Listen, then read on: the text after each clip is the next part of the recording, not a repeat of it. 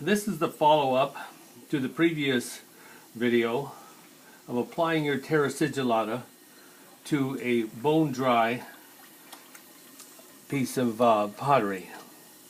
The piece has been burnished somewhat, but not to a high sheen, enough to press the grog or sand or whatever you have in the body that would cause a rough surface after you've trimmed it.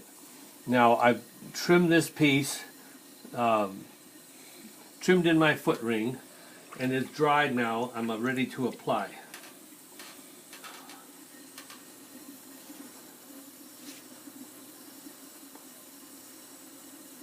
I load my brush up to the point to where it has plenty of material in it, terrasig, but not enough to where it will run down the side of the pot. You don't want that to happen. If that happens, you want to quickly run down the pot with a brush to try to collect it.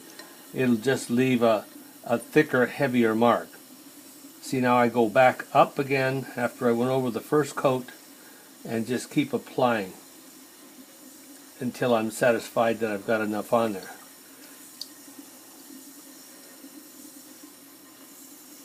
And I go back over again.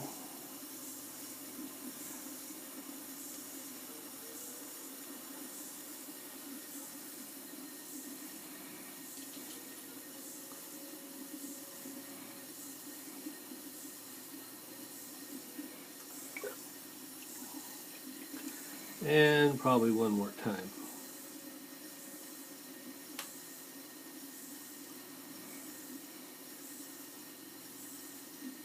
As I'm applying this, I'm just seeing how the pot is being covered, and when I'm satisfied, then I'll just go ahead and turn it over and finish the other portion of it.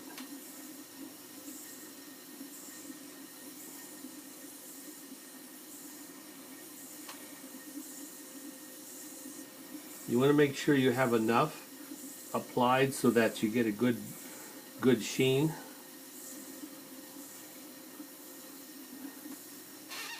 So that's the top half. And I'm going to need those buffing cloths. I'll remove my chuck. This is nothing more than a thrown chuck that I place on my wheel on a bat with material that is an underlay, carpet underlay, and I just tap the piece on center and insert the piece in here. I won't need this now because I'm going to just put it on its own foot.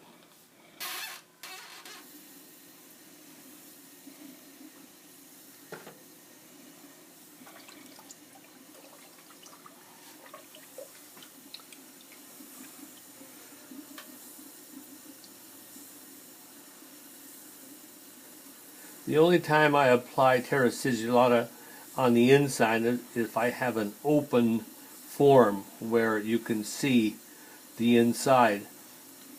I may not be able to burnish it, and it may not be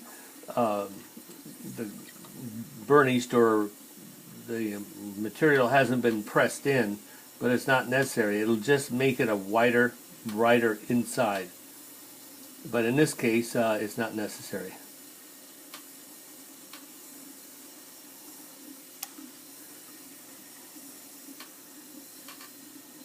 I didn't get my burnishing cloths together, so that'll be next. Right in that bag right over there.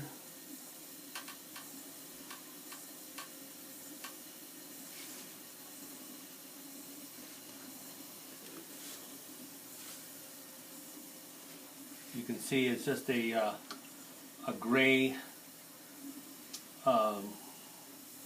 look to it, and that's the OM4 that I make this terrasig from. It's quite a gray looking material when it's taken from the bag and you make your product here, but when it dries and then bisques, it's quite white. The OM4 clay is quite white and quite bright. It's one probably used most by people that deal with terrasig. You can add red art clay instead of OM4, and you can get a red finish, which is almost like a brick red, and it's quite nice too. So I think this is probably just about enough in here. Looks pretty good.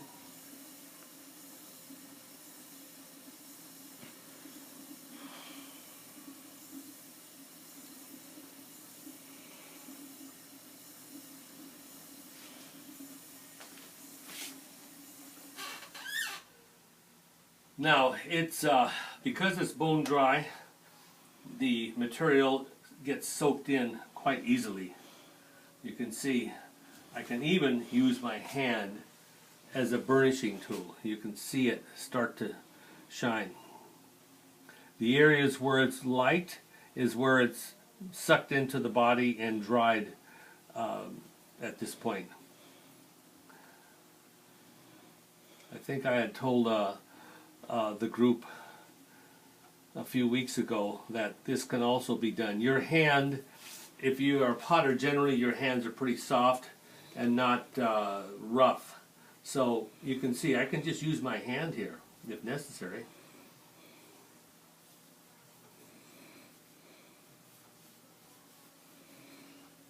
If you have anything, any abrasions or anything sharp in your hand, you can't do this because it'll scar the piece and leave a mark.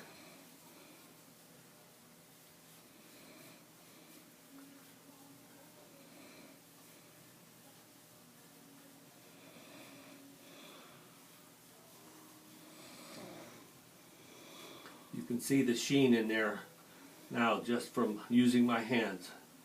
I'm rubbing this out. The clay particle is very fine in this terrasigillata, that you just remove the middle section of the slaked material and stir well, and you're good to go.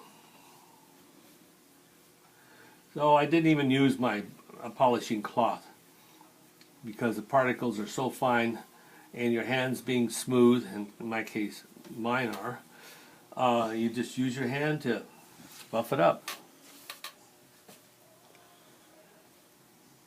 Now those lines there will all dry. It'll all be an even color when it dries out completely. This material on the bone dry pot is just touch the surface of the body. It doesn't soak all the way through. And but I'll set it out here, and a day like this I'll set it out in the sun and let it finish drying, and then this can be fired in many cases here to 1750 degrees is one of the temperatures I use as a raku firing, and you'll still have this shiny surface. In some cases where I've waxed or masked off this surface and then fire it in reduction, and you've got a black shiny surface, which looks quite nice.